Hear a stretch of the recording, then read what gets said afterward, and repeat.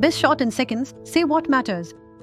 On 23 October 2025, Prime Minister Narendra Modi announced that he will attend the upcoming ASEAN India Summit in Kuala Lumpur virtually, thereby ruling out a face-to-face meeting with US President Donald Trump at this time.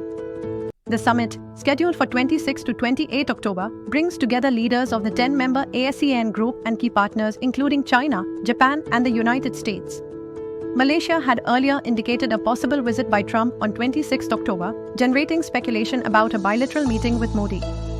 Modi stated via social media platform X that he looks forward to further deepening the ASEAN-India Comprehensive Strategic Partnership.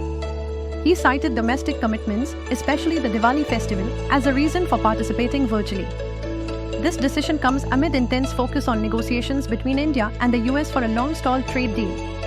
Reports suggest the deal could cut US tariffs on Indian goods from approximately 50% to about 15 to 16%, contingent on India's energy and agricultural policy commitments.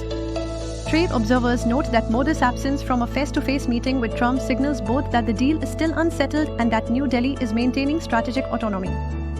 Analysts believe that by choosing virtual participation, Modi sends a dual signal: 1. That India remains committed to regional diplomacy via ASEAN, 2. That it is not rushing into a bilateral deal without safeguarding national interests.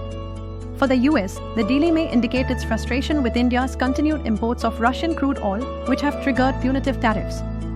Markets will watch whether this impasse affects the timeline of the trade agreement, already anticipated to be announced in conjunction with the summit.